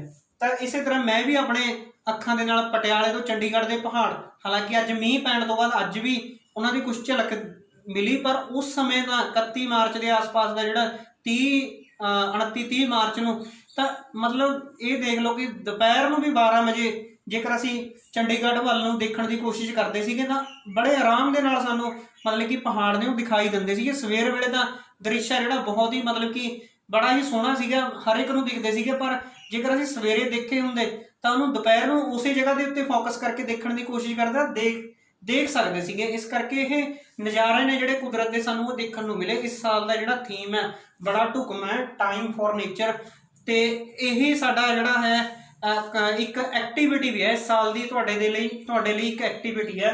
ਜੇਕਰ ਤੁਸੀਂ ਕੋਈ ਨੇਚਰ ਦੇ ਨਾਲ, ਇੱਕ ਕੁਦਰਤ ਦੇ ਨਾਲ ਸਮਾਂ ਗੁਜ਼ਾਰ ਕੇ ਤੁਹਾਨੂੰ ਕੋਈ ਇਹੋ ਜਿਹਾ ਪਲ ਮਿਲਦਾ, ਚਾਹੇ ਤਾਂ ਤੁਸੀਂ ਉਹਦੀ ਫੋਟੋਗ੍ਰਾਫ ਲੈ ਸਕਦੇ ਹੋ, ਕੋਈ ਪੋਸਟਰ ਬਣਾ ਸਕਦੇ ਹੋ, ਕੋਈ ਸਲੋਗਨ ਬਣਾ ਸਕਦੇ ਹੋ, ਜਾਂ ਕੋਈ ਆਈਡੀਆ ਜਾਂ ਕੋਈ ਮਾਡਲ ਤੁਸੀਂ ਬਣਾ ਸਕਦੇ ਹੋ ਜਿਹੜਾ ਕਿ ਕੁਦਰਤ ਦੇ ਨਾਲ ਸੰਬੰਧਿਤ ਹੈ। ਟਾਈਮ ਫॉर ਨੇਚਰ ਇਸ ਥੀਮ ਨੂੰ, ਕੁਦਰਤ ਦੇ ਨੂੰ ਸਮਾਂ ਦਿੰਦੇ ਹੋਏ ਤੁਹਾਨੂੰ ਬਹੁਤ ਸਾਰੇ, ਜੇਕਰ ਤੁਸੀਂ ਇਸ ਗੱਲ ਦੇ ਉੱਤੇ ਸੋਚੋਗੇ, ਟਾਈਮ ਫॉर ਨੇਚਰ ਵਰਡ ਨੂੰ ਦਿਮਾਗ 'ਚ ਰੱਖ ਕੇ ਕਿ ਕੁਦਰਤ ਦੇ ਲਈ ਸਮਾਂ, ਇਹ ਸ਼ਬਦ ਨੂੰ ਆਪਣੇ ਦਿਮਾਗ ਦੇ ਵਿੱਚ ਰੱਖ ਕੇ ਕੁਝ ਸੋਚਣ ਦੀ ਕੋਸ਼ਿਸ਼ ਕਰੋਗੇ, ਤੁਹਾਨੂੰ ਬਹੁਤ ਸਾਰੀਆਂ ਚੀਜ਼ਾਂ ਇਹੋ ਜਿਹੀਆਂ ਮਿਲਣਗੀਆਂ ਜਿਹੜੀਆਂ ਤੁਸੀਂ ਮਤਲਬ ਕਿ ਤੁਹਾਨੂੰ ਬਹੁਤ ਖੁਸ਼ੀ ਦੇਣਗੀਆਂ। ਤਾਂ ਸਾਡੀ ਐਕਟੀਵਿਟੀ ਇਹ ਹੈ ਕਿ ਤੁਸੀਂ ਕੋਈ ਫੋਟੋਗ੍ਰਾਫ ਲੈਣੀ ਹੈ, ਚਾਹੇ ਕੋਈ ਪੇਂਟਿੰਗ ਬਣਾਉਣੀ ਹੈ, ਚਾਹੇ ਕੋਈ ਪੋਸਟਰ ਬਣਾਉਣਾ ਹੈ, ਚਾਹੇ ਕੋਈ ਸਲੋਗਨ ਬਣਾਉਣਾ ਹੈ, ਚਾਹੇ ਕੋਈ ਮਾਡਲ ਬਣਾਉਣਾ, ਜਾਂ ਕੋਈ ਆਈਡੀਆ ਜਿਹੜਾ ਹੋ ਸਕਦਾ ਕਿ ਬਾਕੀਆਂ ਨੂੰ ਨਾ ਪਤਾ ਹੋਵੇ, ਸਿਰਫ ਤੁਹਾਨੂੰ ਪਤਾ ਹੋਵੇ, ਤੁਸੀਂ ਆਪਣਾ ਸ਼ੇਅਰ ਕਰਨਾ। ਤਾਂ ਉਸਦੀ ਇਹ ਐਕਟੀਵਿਟੀ ਦੇ ਉੱਤੇ ਤੁਸੀਂ ਕੰਮ ਕਰਨਾ। ਤੇ ਇਹ ਇਕੱਲਾ ਮੈਂ ਕੋਈ ਐਕਟੀਵਿਟੀ ਤੁਹਾਨੂੰ ਇਸ ਤਰ੍ਹਾਂ ਨਹੀਂ ਦੇ ਰਿਹਾ, ਤੁਹਾਨੂੰ ਇੱਕ ਇਨਾਮ ਵੀ ਦਿੱਤਾ ਜਾਊਗਾ। ਤਾਂ ਜਿਹਦੀ ਐਕਟੀਵਿਟੀ ਜਾਂ ਜਿਹਦਾ ਪੋਸਟਰ, ਜਿਹਦੀ ਫੋਟੋਗ੍ਰਾਫ, ਜੋ ਵੀ ਐਕਟੀਵਿਟੀ ਹੋਊਗੀ, ਜਿਹਦੀ ਸਭ ਤੋਂ ਵਧੀਆ ਹੋਊਗੀ, ਉਹਨੂੰ 250 ਰੁਪਏ ਦਾ ਕੈਸ਼ ਪ੍ਰਾਈਜ਼, ਫਸਟ ਪ੍ਰਾਈਜ਼ ਹੈ ਜਿਹੜਾ ਉਹ ਮਿਲੂਗਾ। ਸੈਕਿੰਡ ਵਾਲੇ ਨੂੰ 150 ਰੁਪਏ ਦਾ ਕੈਸ਼ ਪ੍ਰਾਈਜ਼ ਹੈ ਜਿਹੜਾ ਮਿਲੂਗਾ, ਤੇ ਥਰਡ ਵਾਲੇ ਨੂੰ 100 ਰੁਪੀਜ਼ ਦਾ ਜਿਹੜਾ ਕੈਸ਼ ਪ੍ਰਾਈਜ਼ ਆ ਉਹ ਮਿਲੇਗਾ। ਉਸ ਤੋਂ ਬਿਨਾਂ ਜਿਹੜੇ ਵੀ ਪਾਰਟਿਸਪੈਂਟਸ ਹੋਣਗੇ ਉਹਨਾਂ ਦੇ ਲਈ ਕੋਈ ਨਾ ਕੋਈ ਮੈਂ ਜ਼ਰੂਰ ਜਿਹੜਾ ਹੈ, ਜਦੋਂ ਸਕੂਲ ਖੁੱਲ੍ਹਿਆ ਤਾਂ ਉਸ ਟਾਈਮ ਦੇ ਉੱਤੇ ਜਿਹੜੇ ਵੀ ਪਾਰਟਿਸਪੈਂਟਸ ਹੋਣਗੇ ਉਹਨਾਂ ਦੇ ਲਈ ਕੁਛ ਨਾ ਕੁਛ ਜਿਹੜਾ ਜ਼ਰੂਰ ਮੈਂ ਕਰੂੰਗਾ। ਇਸ ਕਰਕੇ ਸਾਰੇ ਵਿਦਿਆਰਥੀ ਇਸ ਐਕਟੀਵਿਟੀ ਦੇ ਵਿੱਚ ਪਾਰਟਿਸਿਪੇਟ ਕਰਨ।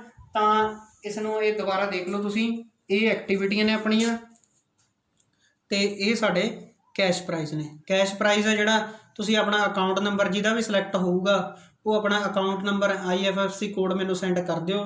ਵਿਦਿਨ 2 ਮਿੰਟਸ ਤੁਹਾਡੇ ਅਕਾਊਂਟ ਦੇ ਵਿੱਚ ਪੈਸੇ ਨੇ ਜਿਹੜੇ ਉਹ ਟ੍ਰਾਂਸਫਰ ਕਰ ਦਿੱਤੇ ਜਾਣਗੇ। ਇਹ ਕੋਈ ਮਤਲਬ ਕਿ ਇਹ ਨਹੀਂ ਕਿ ਬਹੁਤ ਵੱਡੀ ਰਕਮ ਨਹੀਂ, ਇੱਕ ਛੋਟੀ ਜਿਹੀ ਕੋਸ਼ਿਸ਼ ਹੈ ਕਿ ਘੱਟੋ ਘੱਟ ਤੁਸੀਂ ਆਪਣੇ ਵਾਤਾਵਰਨ ਦੇ ਲਈ ਸੁਚੇਤ ਹੋ ਕੇ, ਤੁਹਾਡੇ ਘਰਦਿਆਂ ਨੂੰ ਵੀ ਇਹ ਲੱਗੂਗਾ ਕਿ ਹਾਂ ਤੁਸੀਂ ਕੋਈ ਨਾ ਕੋਈ ਸਕੂਲ ਦਾ ਕੋਈ ਨਾ ਕੋਈ ਕ੍ਰੀਏਟਿਵ ਕੰਮ ਕਰ ਰਹੇ ਹੋ। ਤੇ ਇਹ ਇੱਕ ਮਨੀ ਪ੍ਰਾਈਜ਼ ਨਾ ਹੋ ਕੇ, ਪੈਸਿਆਂ ਨਾਲ ਦੇਖੋ ਕਿਸੇ ਦਾ ਢਿੱਡ ਨਹੀਂ ਭਰ ਸਕਦਾ, ਪਰ ਪੈਸਿਆਂ ਦੀ ਇੱਕ ਮੋਟੀਵੇਸ਼ਨ ਲੈ ਕੇ ਅਸੀਂ ਕੋਈ ਇਹੋ ਜਿਹਾ ਕੰਮ ਕਰੀਏ ਕਿ ਜੇ ਉਹ ਸਾਨੂੰ ਵੀ ਸਕੂਨ ਦੇਵੇ, ਤੇ ਜਿਨ੍ਹਾਂ ਨੂੰ ਅਸੀਂ ਪ੍ਰੈਜੈਂਟ ਕਰ ਰਹੇ ਹਾਂ, ਸਕੂਲ ਦੇ ਵਿੱਚ ਪ੍ਰੈਜੈਂਟ ਕਰ ਰਹੇ ਹਾਂ, ਤਾਂ ਉਹਨਾਂ ਨੂੰ ਵੀ ਇਹ ਸਕੂਨ ਦੇਵੇ। ਤਾਂ ਇਸ ਕਰਕੇ ਤੁਸੀਂ ਐਕਟੀਵਿਟੀ ਦੇ ਵਿੱਚ ਜ਼ਰੂਰ ਪਾਰਟਿਸਿਪੇਟ ਕਰਨਾ।